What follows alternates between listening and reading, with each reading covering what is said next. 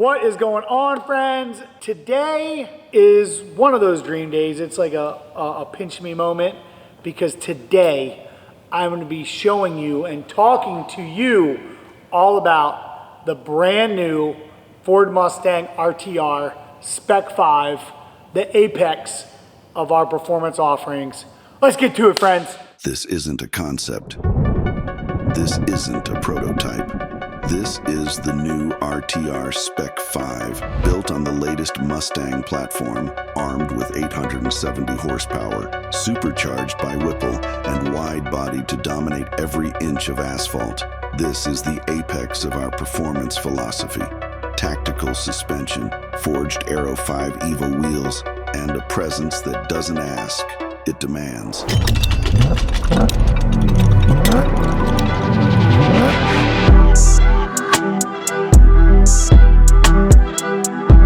The Spec 5 doesn't blend in.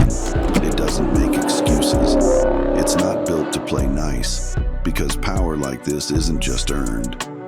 It's engineered with intent. The Mustang RTR Spec 5, available to all, not for everyone. So to walk around and tell you all about the Spec 5, I brought in my brother of 20 years, our lead designer, Lindsey Ross, because this is his baby. He's the one that we brain jam, and he makes the absolute magic. And this is, I believe, your greatest creation. Yeah. To date. I think so. You know, for what you guys see, for sure. I love it. That this car is the apex of our performance. Like, this represents the latest, greatest of RTR, our capabilities, our performance in this moment in time. Yeah, this is like a decade of design, engineering, performance, knowledge wrapped up into a little bow and stylized for sale. Yeah. You know? But yeah, we definitely made some like changes off of probably what people were expecting with the Spec 5 for 650, even seeing the drift cars. Yeah. And like kind of took what we learned through those cars and made it a little bit better for the street product. Yeah. And like where we're going in the future. When you look at this car and you look at next to our FD cars, you can see the inspiration. And to be completely transparent, when we designed and built the drift cars, the plan was that body was literally going to be a street car.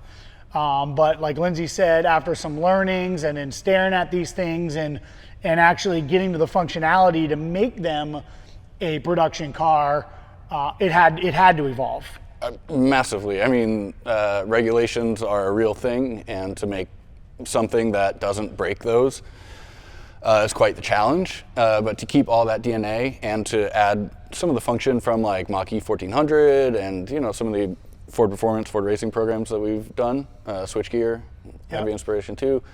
Just wrapping up material knowledge into this car. I mean, the composites work that we've done on it. I mean, obviously, the beautiful exposed carbon fiber is cool to see, but the panels themselves, in each panel that we use is specifically chosen what material for the intended function, including, you know, getting paint. So that has to be taken into consideration. Yeah, and so, you know, one of the things that you notice when you look at this car is the lack of exposed hardware. And so that's why I was saying, like, for me, when you look at this car, right, everyone's seen the GTD, which is effectively a true Ford production vehicle, but they are, you know, fully hand-built vehicles. When I look at this car, like, this thing could have come out of Flat Rock, in my opinion. Like, the way that the team, you know, you were obviously able to design, our engineering team was able to make it happen. Like, every line, every piece of this car is with intent, and the way that we were able to execute, I'm just like so blown away. Like, to me, this is like a massive level up for RTR.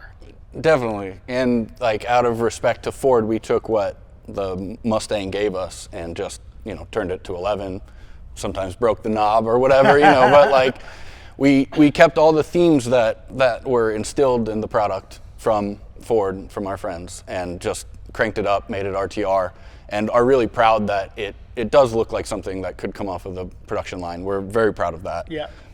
Like you said, leveled up. I mean, you know how anal we were about getting everything that you could see to not see, and redoing it, you know, if yeah. it was wrong. So yeah. So let's talk about what you do see, right? So what you do see in the car is obviously a very sleek RTR signature, modern, aggressive looks, turned up to 11. Very functional though, like all of the airflow, all of the aero confirmed in CFD. We did not do wind tunnel.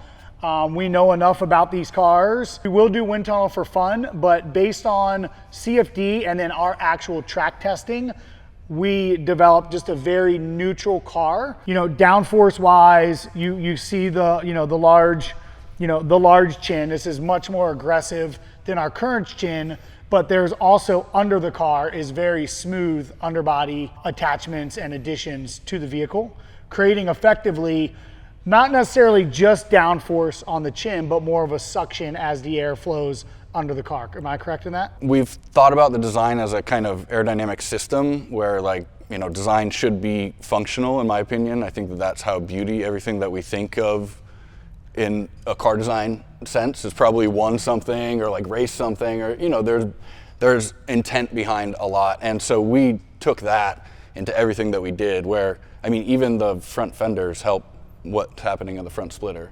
So like everything has an effect, builds on each other, and works in conjunction with each other. So with respect to, you know, obviously the air going in the grill, right? We have our oil cooler on the side, but then as the air comes out of here, is this actually pulling air out of the fender? Yeah, the pressure difference based on what's going over the body and what's in the fender is quite big. And so giving it a planned route to exit is essentially a way to make downforce. Yeah. But it makes downforce everywhere that pressure lowers, so it's not just located to our pieces. It's, you know, cohesive. The system. A system.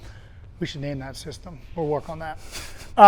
So moving back here, obviously you've seen these ducts on the FD cars. It is to not only help evacuate the air that is in the wheel well, but that also allows some additional tire cooling. For rear wheel drive car, you're hitting the twisties, you're on the road, these tires are going to get hot, especially when you have the foot that I have. So this is going to be very helpful for that. Anything else? Brake cooling as well. And brake cooling. You know, you can obviously see, right, all the lower arrows exposed carbon. The wake towers are exposed carbon. And again, what is not exposed is the hardware that mounts this. So everything, and I also want to go ahead and say, due to the way that we have to build these vehicles, these panels have to come out of the mold literally ready to paint. So for any of you that do composite, know what that means. Yes, we spent the money on metal tooling for these parts. No pinholes. No pinholes. Everything has got to be perfect, because if not, then it jams up our plant that is building the vehicles. And so the amount of investment for the tooling of this car is, you know, we're used to spending money on tools for our injection molded parts, but up to this point, we've never done tools like this for composite. And they're just beautiful, beautiful panels that come out. And the entire rocker panel and splitter is new on this car, Spec 5. Yeah. So we've actually pushed the front fender inboard quite a bit to help take some of that air out of the wheel well. We also did that with the rocker panel. So the stock one sits, you know, kind of out here, and the further that we were able to maximize that, we gained a lot of performance out of that. So kind of a small overlooked piece, but it's not so small, it's huge actually. Yeah, it's actually pretty huge, but it looks amazing. Everything, I mean, when I first saw this, like we looked at this at first in 3D, in virtual reality. Yeah. Which was a lot of fun. That was really cool. I mean, that was almost a year ago that we saw that car in VR. And then when we did our first test car, seeing it in person, and actually, you know, Billy Johnson is a test driver for us. For those of you who don't know Billy Johnson, look him up. He's done a lot of development vehicles, Ford GT, old Ford racer, but just a really great guy, great driver. And when he came and saw the car for the first time, him and Lindsay were nerding out on the aero, and then after he drove it, like, he was just shocked at how well and how balanced the car worked, for, you know, knowing that we didn't spend, you know, months in a wind tunnel. So Hats off to you, bud. Thanks, man. Moving around to the, well, first of all, while we're looking at the wheels, so these are our Aero 5 Evos. I absolutely love this wheel, 11-inch in the rear, 10.5 in the front. We mentioned the car's width is just under 80 inches. That allows us to not have to put the lights that you see like on a Ford Raptor on it. So we stayed under your rules, FMVSS. Thank you, we love you. But so this wheel, I just absolutely love. You know, you guys have seen the Aero 5 that we released with the S650. This is the evolution of that. This is forged, lighter weight. Obviously, you can see the lightweight pocketing and just a very aggressive design. We did not change any of the suspension arms, so the width of the car comes from the wheel width and the offset. Under this body has our complete tactical performance suspension system. This is with the coilovers, sway bar, obviously our proprietary spring rates, our proprietary damping, and is fully adjustable, just as you would expect to come from RTR. The fender liners are even a thing of beauty of this Aero system. I love the fender liners. Previously, like previous Spec 5s, we just had like a fender liner extension. For this Spec 5, we made a complete fender liner. And it's in OEM compressed felt material, so you don't have a ton of rocks bouncing and making you crazy. You hear all that, yeah. So yeah, we ran a 315 30-20 on the rear and a 305 30-20 in the front. Obviously super wide, sticky Michelin Pilot Sport 4S's. A very sticky tire that can handle the track, but is also acceptable in the rain. We do expect probably some of these customers might even put a little more grippy tires on here, but this was a really good balance and, you know, something that you could expect to see on other supercars as well. So you got full steering angle. We didn't limit any front steering angle because you wanted to be able to drift it. Like I wanted it. Yeah. My GTD is very limited, not a drift car at all. So yeah, we did not limit steering angle. It's got full articulation. Not a drift car, but can drift. It was a requirement. It was like hard coded into a requirement from Vaughn that the car must, you know, which was great. It was a great challenge. It speaks to sort of this combination of like, yeah, we're talking about the design, but it also comes from these technical challenges that you set sometimes I set, sometimes, you know, whoever in the team. And something as insane as a totally gripped up, track ready Super Mustang that Vaughn could drift because, you know, of course, it's like, yeah, let's figure that out. It's got to be ready to rock. Let's figure it out, bud. Totally. Speaking of technical challenges, most of the list of them is on the back of this shirt, which will be shot. Available on RTR vehicles right now. Right now. Double commercial going on here. So under the car also is an amazing exhaust that we developed with Borla.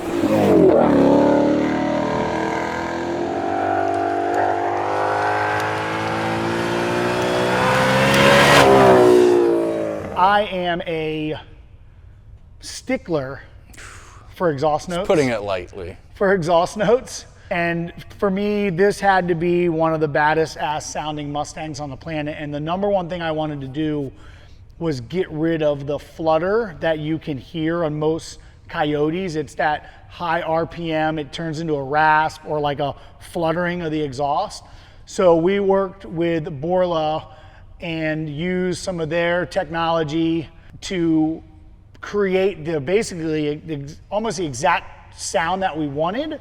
But I also didn't want to like limit the drama that you hear. Like I like blips on downshifts or, you know, upshift pops and things like that. And so what we ended up with, I think everybody is going to be extremely pumped on. It sounds phenomenal. It gives you all the noises that you want. And then you mix that with what's under the hood, and it is just an incredible experience of G-force and sound and just all the driving things that we yearn for as enthusiasts, I should say. The other thing that I love about the Spec 5 is that every car will come with the owner's choice of color. We'll be outfitting a few of them and putting them in dealerships already painted, but inside the price of the Spec 5 includes a complete paint job. So this color is actually lightning silver. You're like, why did you guys launch a car this badass with silver? Well, we wanted the composite and the car to speak for itself, but this isn't just any silver, and hopefully the video does it justice, because it is an insane color. It is just so much metallic. Like outside it almost looks like it's like chrome-ish. Yeah, there's plenty of colors going on in the silver. Yeah. It's not boring by any. No, it's not. And you know, in the right light, it is just like unreal. And it's actually been multiple people's. In fact, Chelsea came out and did the driving for our reveal video. I was on another project and couldn't do it, so he went out in the mountains of North Carolina and he hit me up. He's like, dude, ballsy move hitting the silver on this composite to go from metal to composite.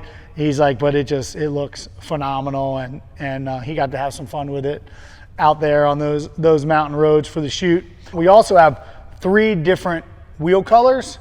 What do we got? Podium champagne. We have this forged carbon color, and we have a silver, which we haven't named yet, but it's a really cool silver. Yeah. That pairs nicely with some of our darker colors. Yeah. So three wheel colors that they can choose from. Other than that, you know, exterior paint, wheel color, you get the car the rest of as it is. You know, if I was Henry Ford, it's kind of like the mindset of like, hey, it's black, you get it, and that's what it is. But, you know, this car represents a complete system. Suspension, aero, underhood performance, which we'll get to in a minute. Oh yeah, graphics. Linz, let them know what you worked on here, bud. Yeah, so the graphics of this car are unique. We kind of combine the style that we've been going with the extended speed blocks that we have on the competition cars. Obviously, something a little bit more exciting like that onto the street car. We have printed graphics. There's a kind of a pinstripe fade that, you know, kind of goes on with them, and let the B-roll pick up some of the highlights and some of the details there. And Spec 5 branding on the side in that pinstripe.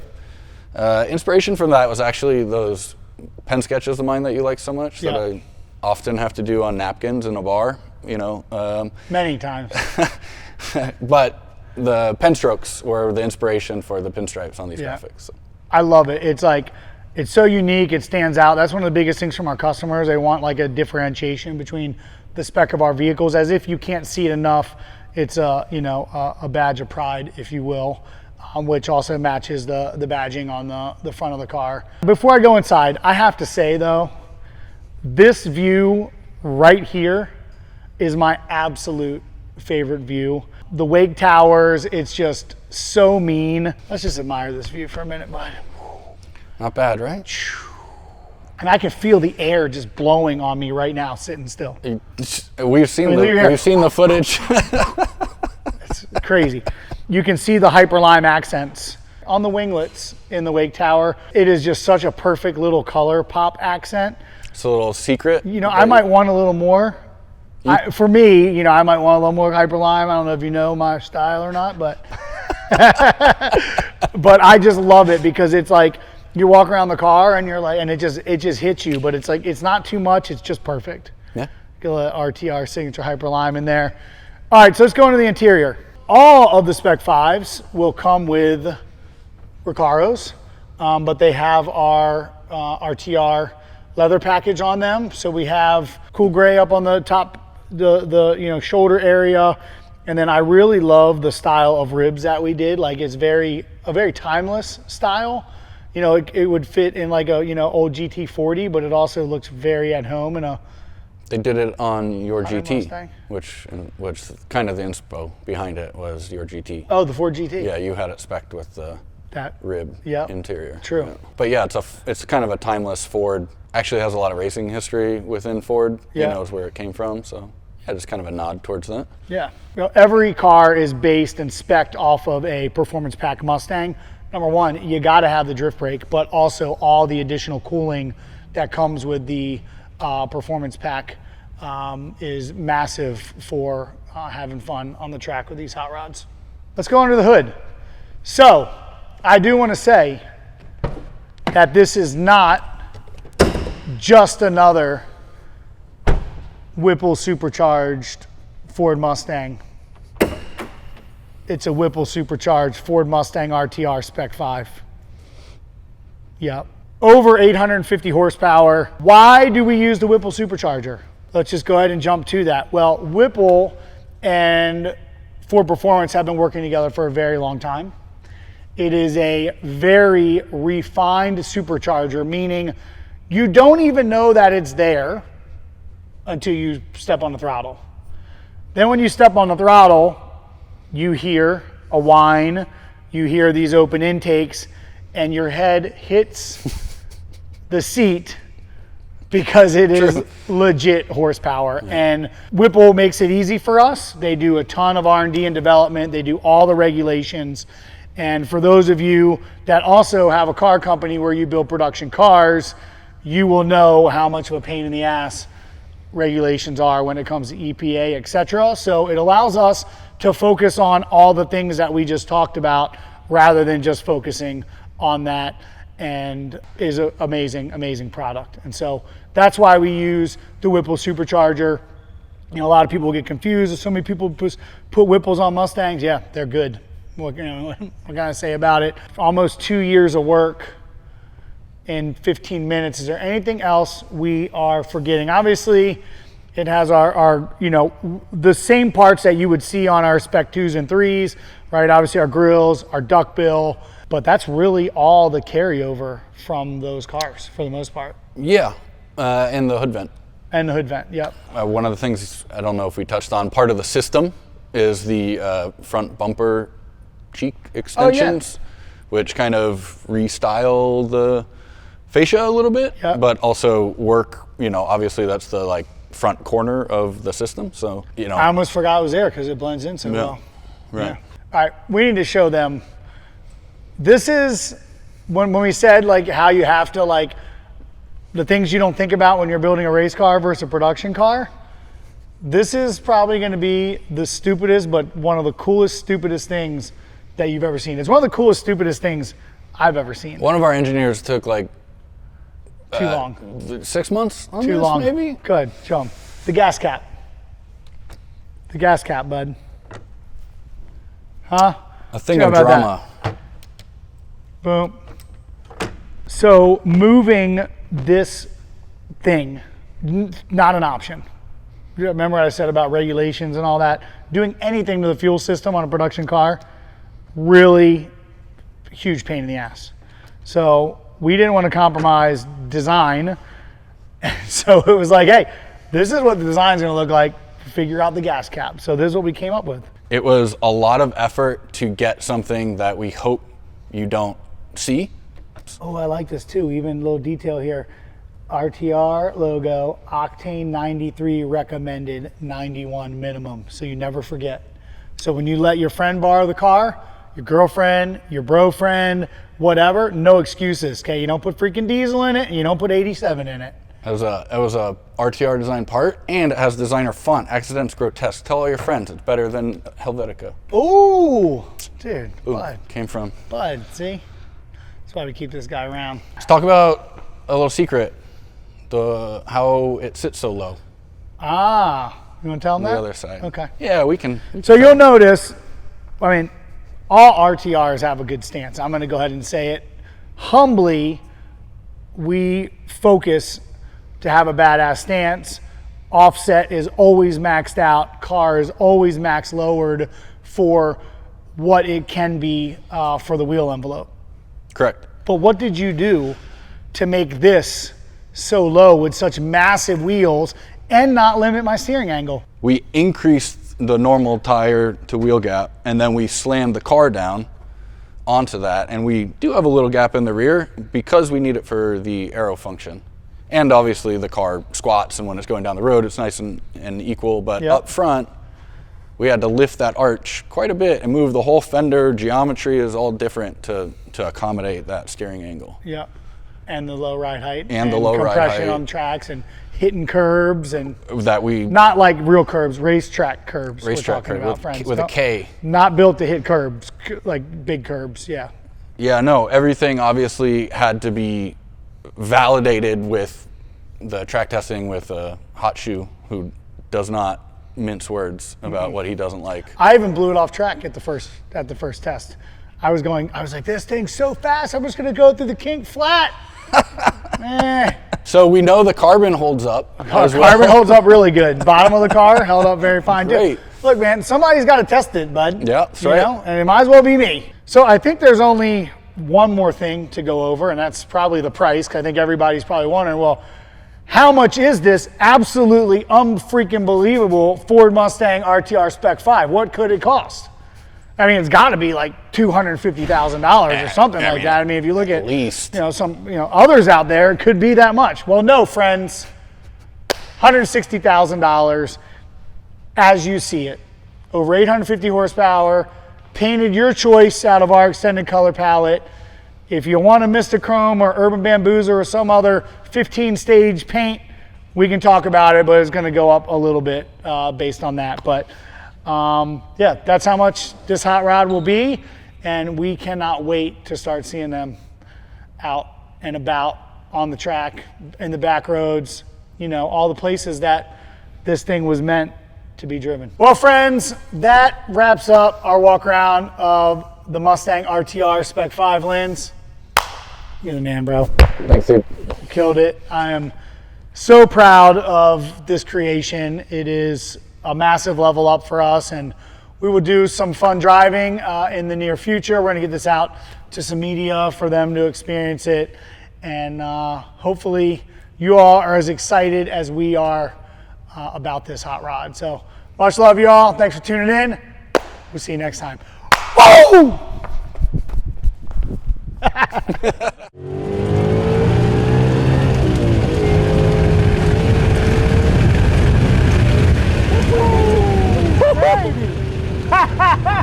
That is insane!